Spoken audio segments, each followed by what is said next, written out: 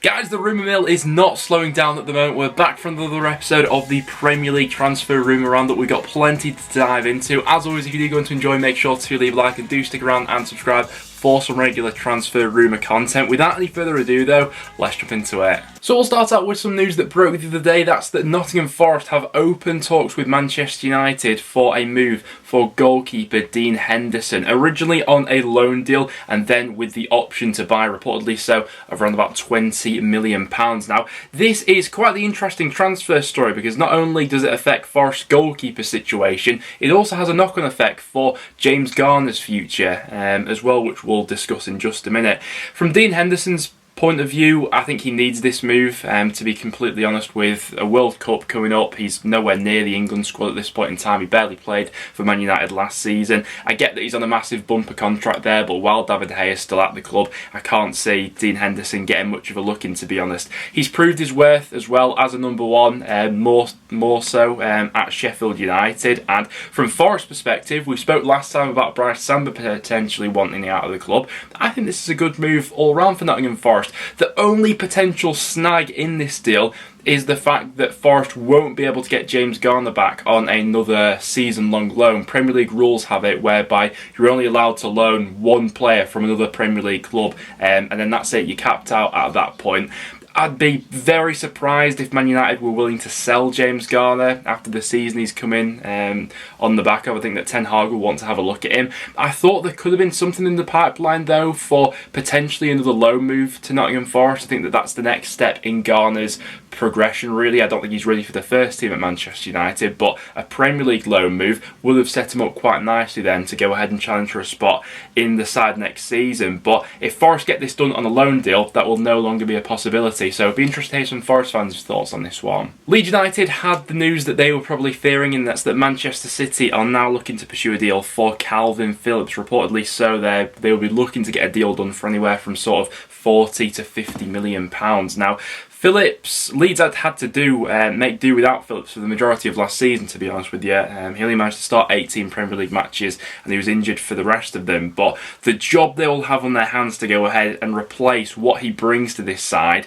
will be absolutely off the charts. I think they could really quite struggle in that regard. From Man City's point of view, I get it. Fernandinho's gone. Is Calvin Phillips going to be a regular starter in that City side? No, but they're a team who will be fighting it out on all four fronts next season. They play a ridiculous amount of matches and Phillips will have his opportunities in and out of that Manchester City squad. You know, Rodri's not going to start every game for Man City next season, is he? So it's an interesting one on Phillips' part. I think from Leeds' perspective, they probably prefer Phillips moving on to Manchester City over Manchester United if they had to choose one over the other, but they'd have a massive job on their hands in replacing him. Bruno Sosa has been linked with a move to Aston Villa. This one will be quite the interesting link. He was previously linked with a move to Villa Park in the last January transfer window while Villa were after a left back. In the end, they went ahead and signed Luca Digne, but they are looking for a little bit of cover in this area now. Coming off the back of a good season with Stuttgart in the Bundesliga, 1 goal, 8 assists. The question would be,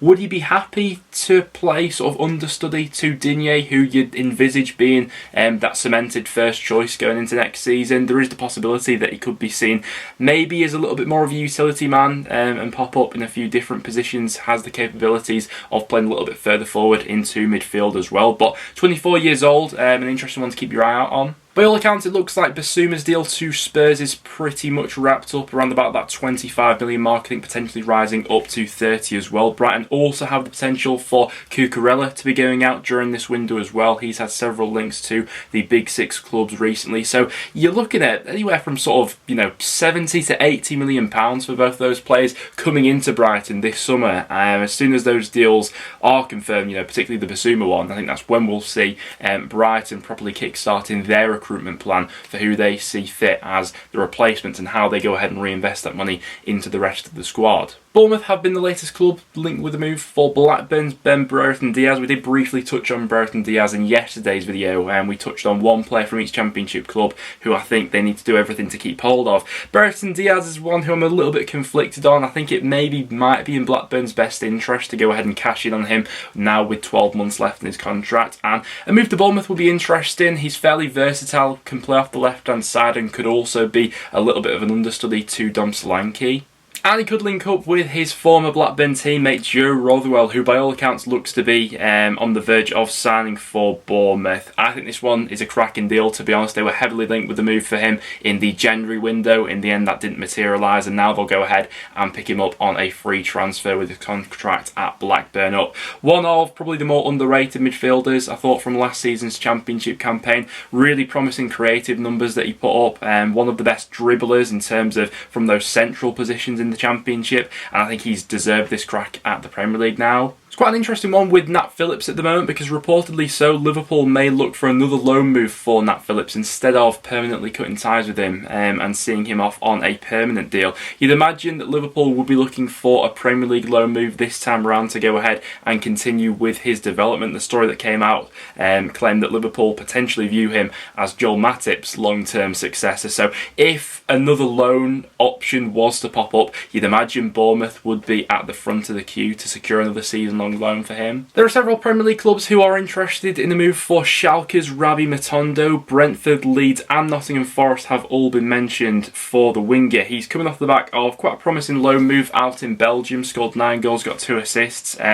I remember Matondo from that brief stint he had at Stoke in the Championship. Wasn't the greatest loan move in the end. He didn't really feature all too much for them. Just 5 starts, 5 appearances off the bench, 1 goal in that time. Did show some flashes of quality, but we didn't really see enough of him to make a final sort of concrete judgment.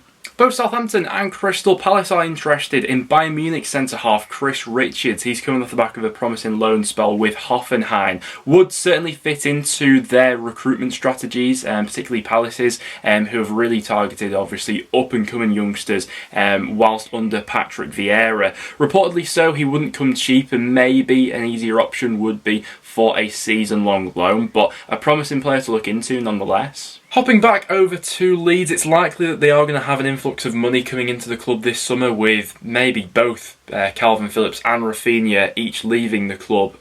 Both of them will bring in big fees, but that money will then need to be distributed around the rest of the squad. One link that seems to pop up without fail every single transfer window for Leeds is Adama Traore linked with the move to Ellen Road, and this transfer window is absolutely no different. Reportedly so, Wolves would be happy to get rid for around about 20 million. It would be an interesting one, obviously, with Rafinha probably more than likely to leave one way or another in this window. Bringing in Traore as his replacement isn't exactly a like for like, two completely different players, but I suppose it depends what brand of football Jesse Marsch is planning on implementing next season. If it is going to be, transition football, Traore on one wing, Dan James on the other would be fun to watch throughout the season. There has been a bit of a mixed response on social media for this one, though, from Leeds fans that I've seen on Adama Traore. I think I'm in the minority, really. I quite like Adama Traore, actually. I do understand the argument about end product and things, but he regularly ranks as one of the top 5 dribblers in Europe without fail. Season upon season, I think he's a better alternative to someone like Dan James. I think he offers more than him, but I wouldn't be surprised to see Leeds maybe looking in other avenues. It does look like Leeds have got a deal over the line for defensive midfielder Mark Roca, who will be coming over from Bayern Munich. Since making his move over to Bayern from Espanyol, he's not really played all too much football. He only made 4 starts in the Bundesliga the last season for Bayern, with 5 appearances coming off the bench. But good player from his time in Espanyol. Looking forward to seeing how he gets on. Be another alternative for Leeds in midfield. I don't think they'll see this as a like-for-like replacement for Calvin Phillips leaving. I think they'd still need to go ahead and dip into the market once again should that transfer go through, but a welcomed addition to the squad nonetheless. And Leeds have also been linked with a move for Arnaud Kalimuendu as well. He would go ahead and bolster their options going forward. Certainly a position that Leeds need to go ahead and look into. Reportedly so, a bid of around about £20 million being put in.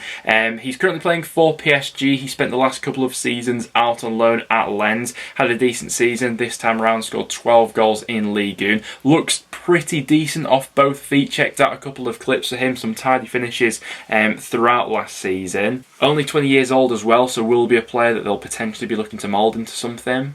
And Fulham are in talks with Arsenal goalkeeper Bernd Leno for a potential deal to bring him over to Craven Cottage. I think this one would be really quite a statement of intent, actually. Obviously, Leno's lost the #1 spot at Arsenal thanks to the form of Aaron Ramsdale from last season. He showcased he can be a solid goalkeeper at Premier League level, and it's obviously a position that Fulham have been looking to strengthen. We spoke about the other targets that Fulham potentially had in this area a couple of videos ago. One link at one point pointed towards Dean Henderson, but a move for Leno, 1 year left in his Arsenal deal, looks like he's keen to stay in London.